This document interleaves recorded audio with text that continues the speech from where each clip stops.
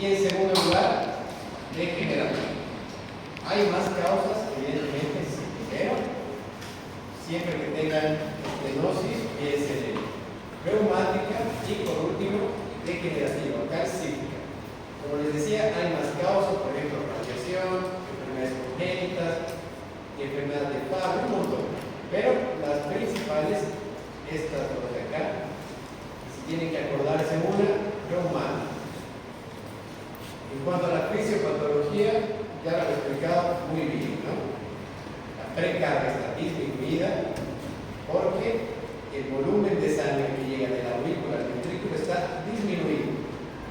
Y al estar disminuida la precarga del ventrículo izquierdo, algo tiene que pasar con todo ese flujo de sangre que no llega al ventrículo y se distribuye. ¿Qué pasa? Se va al sistema menor, sistema circulatorio menor, que es el pulmón. Y obviamente en el pulmón, al tener más volumen, aumentará su presión y producirá hipertensión arterial pulmonar. Y si la presión está muy alta, puede romperse los capilares y producir hemoptisis, etc. Obviamente, una presión alta en la válvula mitral o en el gradiente de la válvula mitral repercute directamente sobre la aurícula. Y sobre la aurícula produce una dilatación de la aurícula, o sea, un remodelado de la aurícula izquierda. Y ese remodelado lo primero que hace es ser sustrato para la fibrilación auricular y la acumulación de trombos. Por eso la anticoagulación siempre pacífica, ¿no? Bien. En cuanto a la historia natural de la enfermedad, bueno, ¿qué es lo importante que sepan? ¿Se acuerdan de un paciente que vimos en el hospital, ¿no? Que tenía fiebre reumática, que tenía 30 años? ¿Ustedes creen que esa estenosis de la válvula mitral apareció de la noche a la mañana? Evidentemente no, es una enfermedad larga.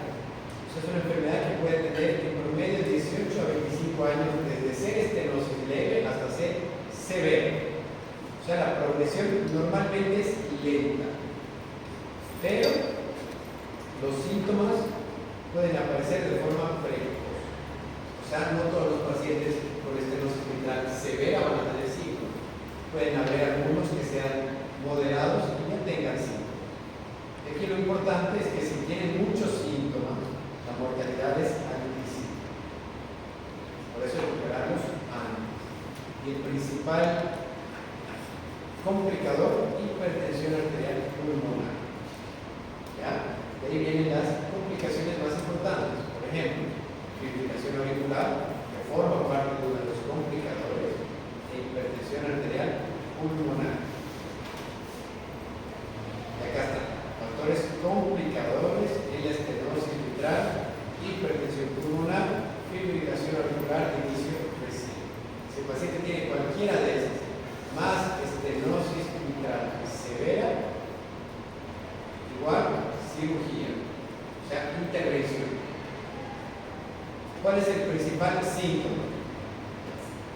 Dice, casi todas las valvulopatías, ¿se acuerdan? Tenían como principal síntoma la disnea. Y no es una excepción la estenosis mitral. ¿Y cuál sería el segundo síntoma más frecuente?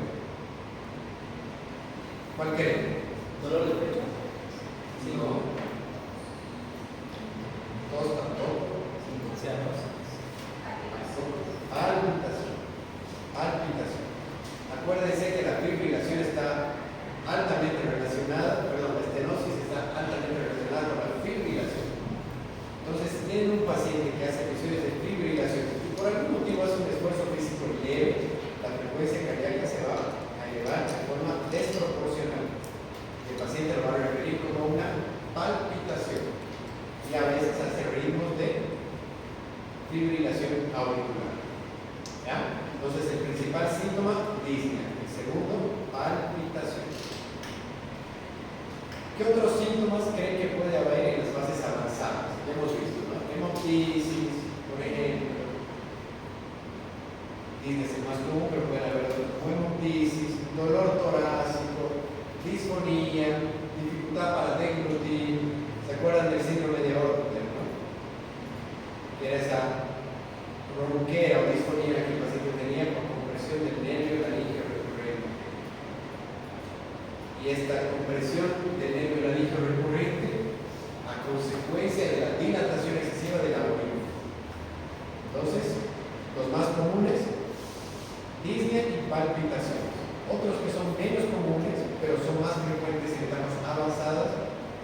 ortisis, dolor torácico, disfonía, síndrome de hipertensión pulmonar. Y el soplo es importante, ya lo hemos visto. Puede ser un soplo proto, meso o telediastólico. O sea, puede ser un soplo pandiastólico o un soplo telediastólico. Pero la morfología del soplo, en casos de estenosis mitral, en teología reumática, tiene esta morfología, ¿no? Estallido de apertura o chasquido de apertura, mesodiastólico y con un refuerzo presistólico. Esa es la morfología de un soplo de estenosis mitral. Obviamente, hay algunos otros datos al examen físico que podemos ver que denotan una estenosis mitral severa. Por ejemplo, B1 hiperfonético, B2 hiperfonético. Si ambos sonidos cardíacos se escuchan con más intensidad, denotan una valvulopatía mitral más severa. El estallido de apertura denota una valvulopatía reumática, pregunta de examen. ¿Y cuál es la configuración del soplo? Soplo en ruflado. Es importante esto, porque ¿qué tipo de soplo produce la insuficiencia aórtica? Eso va a ser pregunta de examen. Uno de los siguientes es compatible con un soplo de insuficiencia aórtica. Va a estar ahí soplo en diamante, soplo regurgitativo, soplo aspirativo, soplo en barra, soplo en ruflado. ¿Cuál sería? ¿Qué tipo de soplo produce la insuficiencia aórtica? Soplo aspirativo, ¿no? O sea, como si estuviesen aspirando una bombilla. Sí. Ese soplo aspirativo de insuficiencia aórtica. ¿Cuál será el soplo de la insuficiencia mitral? Les voy a poner ahí soplo en diamante, soplo en ruflado, soplo aspirativo o soplo en barra. Soplo en barra, ¿no? O sea, este de acá es el soplo de la estenosis, perdón, de la insuficiencia mitral en barra, que quiere decir que toda la diástole tiene la misma intensidad. Y así con cada uno de los soplos. Por ejemplo, el soplo de estenosis aórtica será soplo en diamante. El soplo de la insuficiencia aórtica es de acá, aspirativo, con mayor intensidad de la protodiástole. Y así sucesivamente. ¿Claro? Las fases más importantes, mitrales, ¿no? Fases mitrales. Esta rudez en las regiones malares y casi siempre asociada también a una ingurgitación yugular. Ahora acá, ¿cuáles son los hallazgos del electrocardiograma más clásico en la estenosis mitral? ¿Qué verían, por ejemplo, en este electrocardiograma que les hace pensar en este estenosis mitral?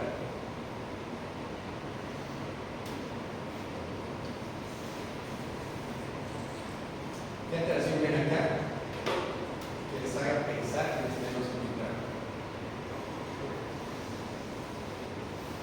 ¿Y se acuerdan que les dije hace varias clases ya? Van a estudiar los signos de sobrecarga del ventrículo izquierdo, signos de sobrecarga del ventrículo izquierdo.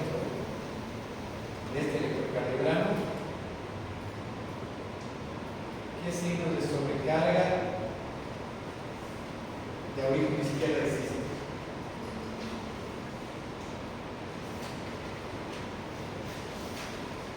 ¿Quién me puede decir? A ver.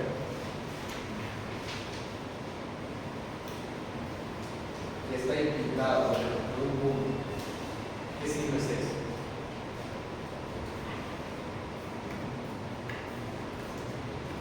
Ese es el signo de Morris.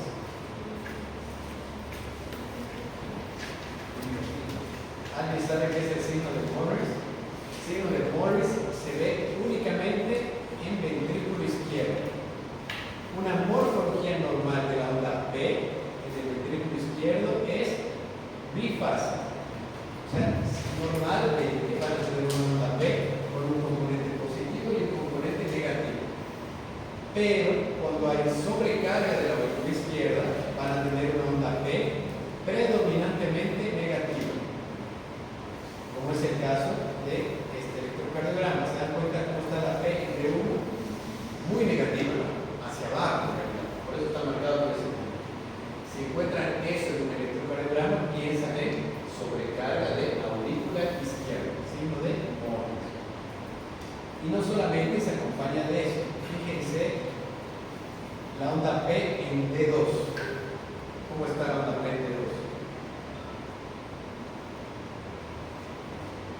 ¿Cuánto tendría que medir una P normal?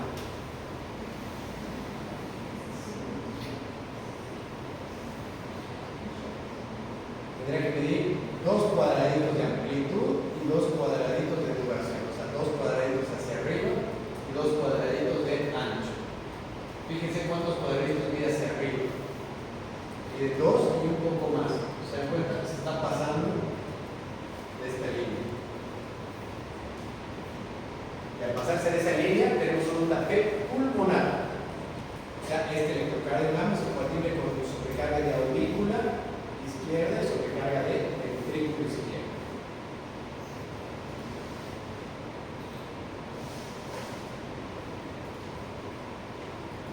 ¿Qué alteración ven en este electrocardiograma?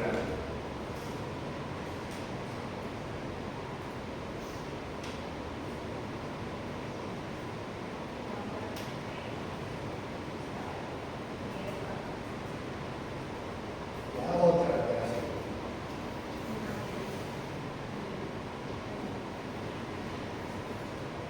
Como estábamos viendo hace un rato.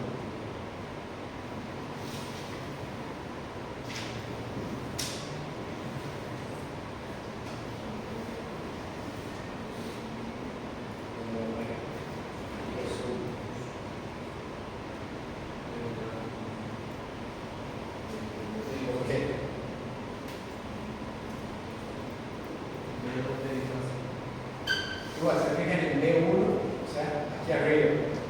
La onda P está más positiva o más negativa. Más negativa. Ahí arriba, B1. Es una onda P predominantemente negativa, igual signo de Morris, que hace pensar en sobrecarga de aurícula izquierda. Eso en el electro y obviamente fibrilación auricular. Pacientes que ya tengan esa complicación. Y en la radiografía de tórax, los signos clásicos de sobrecarga de aurícula, ¿no? Signo de la bailarina, doble contorno, corrimiento del tercer, arco pulmonar. O sea, los signos que ya hemos visto mucho. Entonces ya saben, electro, sobrecarga de aurícula, mono. Radiografía de tórax, los signos que ya sabemos. Y el ecocardiograma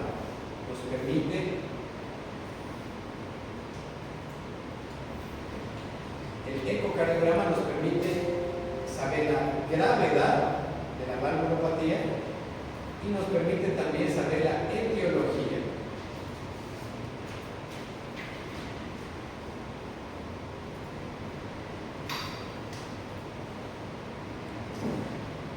Entonces, el ecocardiograma es el examen ideal para llegar al diagnóstico, para ver la gravedad de la valvulopatía y también la etiología. Fíjense en este ecocardiograma, tenemos aurícula izquierda, todo esto es el ventrículo izquierdo, y aquí está la aorta. Esto es la válvula mitral. Estoy garabateando acá, es la válvula mitral. ¿Ya? Entonces, normalmente la válvula mitral debería abrirse como está en la imagen, o sea, con las cúspides hacia afuera. Ahora, se van a fijar cómo se abre esta válvula mitral.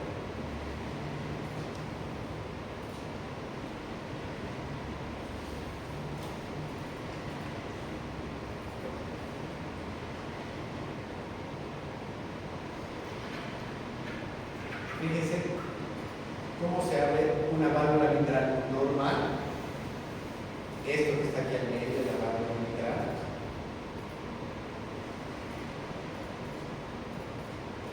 Esta es la válvula mitral. Fíjense cómo se abre. Ahora, fíjense cómo se abre esta otra válvula mitral.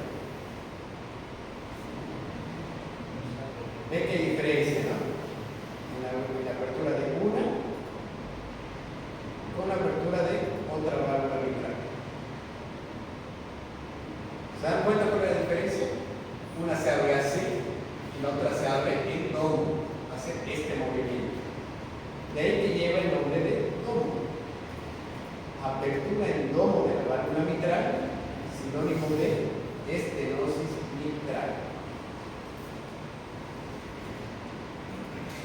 Fíjense cómo hace esta curvatura la válvula. Esta curvatura de acá. Esa es la apertura en domo de la válvula mitral. Y lleva el nombre de apertura en domo porque si ponen un domo de una cúpula haciendo una iglesia, más o menos adquiere esa forma. No sé, estarían viendo algo ahí los grandes escritos. Entonces, apertura en domo de la válvula mitral es sinónimo de estenosis mitral reumática. Y algo importante también, al abrirse esta válvula mitral, adquiere una morfología. ¿Se dan cuenta? Al abrirse así la válvula mitral, adquiere una morfología en palo de Hocking. O sea, hace un ángulo de 90 grados al abrirse la válvula mitral. Estos dos hallazgos nos hacen notar que la valvulopatía es reumática.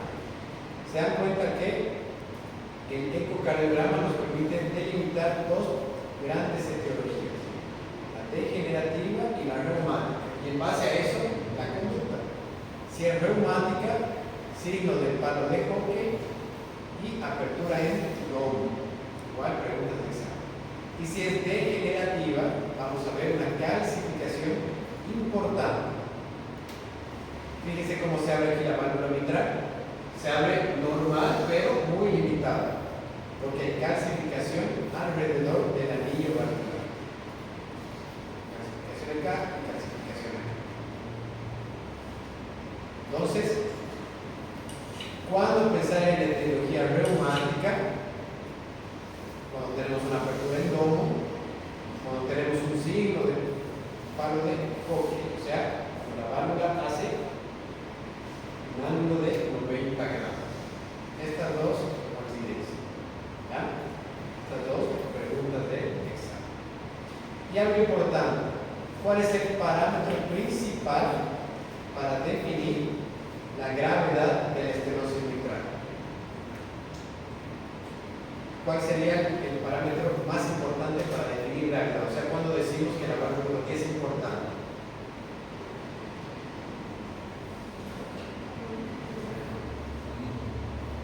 ¿Cuánto tiene que estar? ¿Ah? Este tipo de valvulopatía necesita menos de 1.5. ¿Ya? Esta es la directriz actualizada de valvulopatía. Se van a dar cuenta que en la valvulopatía mitral solamente existe importante y moderada, a diferencia de las demás valvulopatías que eran leve, moderada y importante. Leve, moderada, severa. La estenosis mitral tiene una clasificación de importante y moderada, solamente dos. Antes sí se utilizaba una clasificación un poco más amplia, que era menos de 1, de 1 a 1.5, más de 1.5, efectivamente, que también están vigentes en algunos otros países, pero la directriz europea maneja solamente un número, 1.5. ¿Ya? Entonces, ¿se acuerdan cuál era el número que tenían que memorizarse para definir la gravedad en la estenosis aórtica? 1. Tenían que acordarse, ese número era un número, ¿no? Un número, 1. De la insuficiencia aórtica,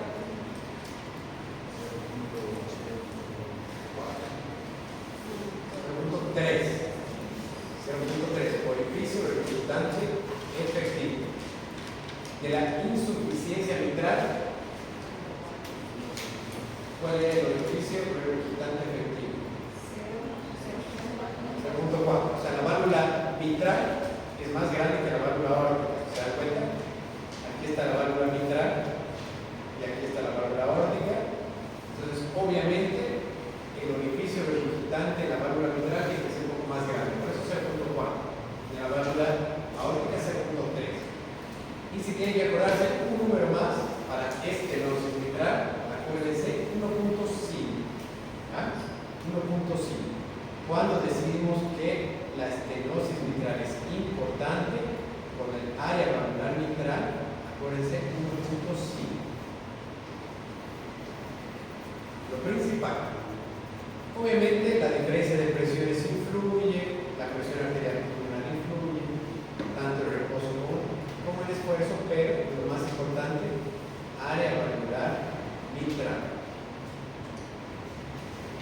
clasificación de la estenosis mitral igual que el resto.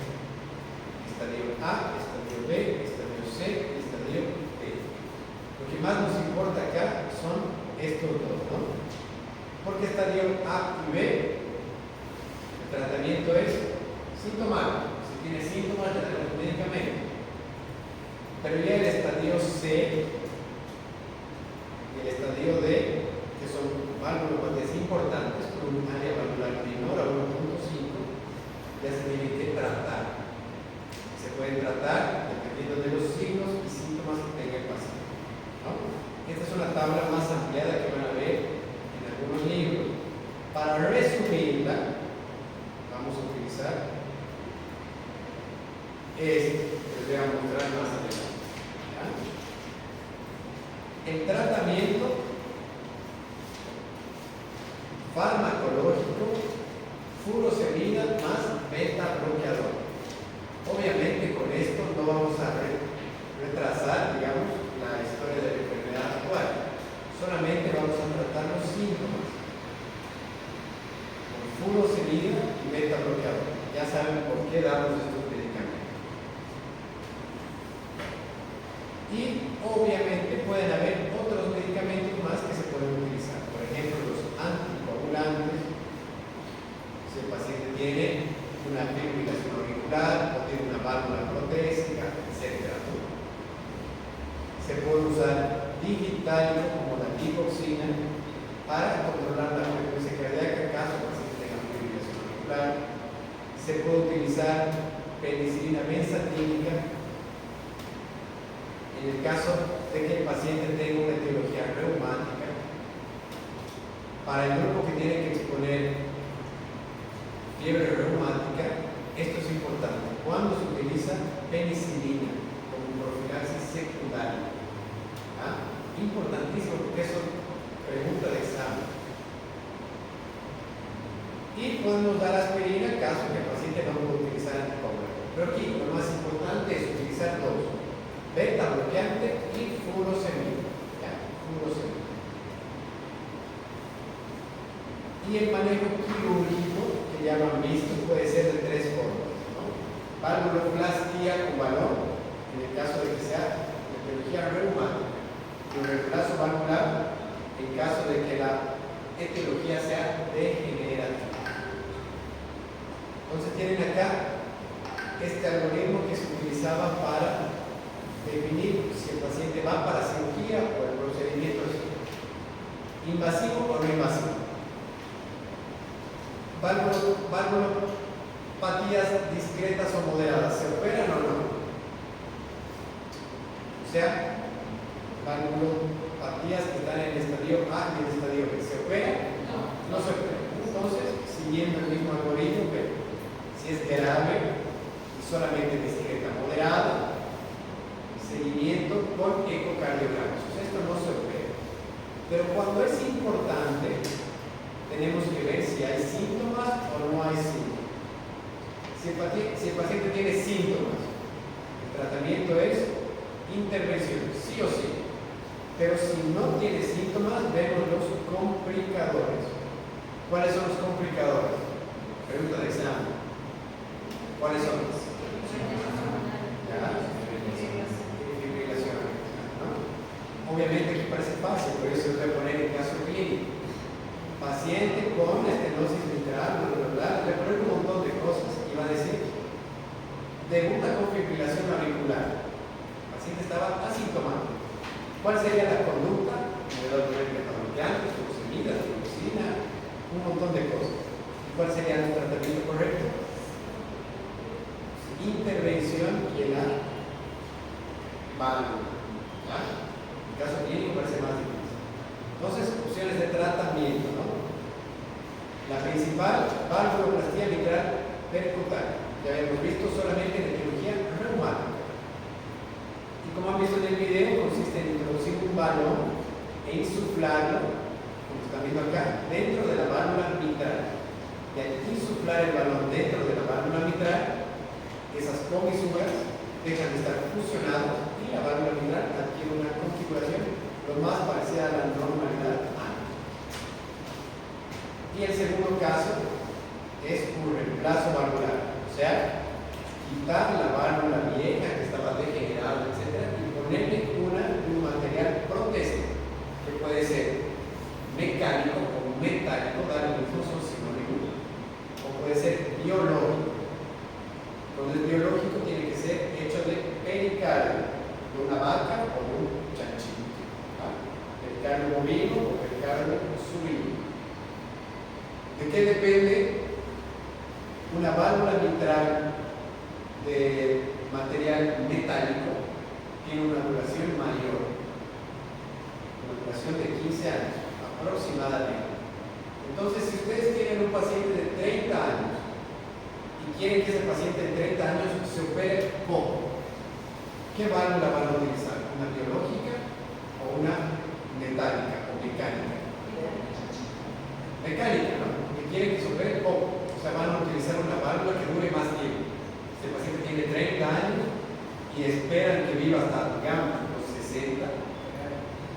Máximo va a necesitar dos válvulas, la primera que se le ponga y un reemplazo. Pero digamos, si tienen un paciente joven, igual de 30 años, le ponen una válvula biológica que dura 8 años más o menos, esperan que viva hasta los 30. ¿Cuántas válvulas le van a tener que poner? 3. O sea, el paciente va a ser sometido a 3 cirugías. ¿Vale la pena someter al paciente a 3 cirugías? Evidentemente no. Por otro lado, si tienen un paciente, por ejemplo, de 70 años y esperan que viva hasta sus 78 años, le van a poner una válvula que dura 15, pero le van a poner una válvula que dura 8 años. En esos casos le pondrán una biológica, ¿no? Si el paciente es más viejito, va mejor con válvulas biológicas.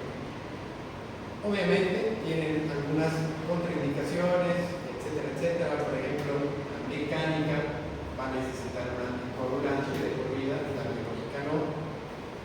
Pero bueno, la edad es un factor importante. ¿Cuándo hacemos el seguimiento?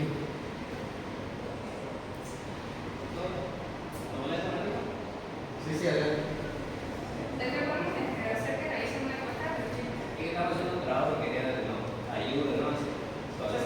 Se los he mandado, ¿no? Sí, pero eso me lo han hecho bien. O sea, queremos ver que lo hagan aquí. Terminamos esto y queda esta diapositiva y pasa ya. Ya. Gracias. ¿Se han dado cuenta que la valvulopatía mitral es una valvulopatía que necesita un seguimiento importante, ¿no? Porque puede ser muy sintomática. Entonces, si tienen una valvulopatía de tipo estenosis mitral que no tiene indicación de cirugía, la consulta la tiene que ser cada 6 a 12 meses. O sea, ya tiene una estenosis mitral severa el paciente, pero aún está asintomático, no tiene signos de complicador. Cada 6 a 12 meses la conducta para que quien tenga síntomas por un complicador tenga un tratamiento de intervención. Pero si no es importante, o sea, el área valvular tiene un diámetro más de 1.5, la conducta será hacer un seguimiento mínimo cada año. ¿Ya? Entonces, importante saber cuándo lo van a citar al paciente para hacer sus controles.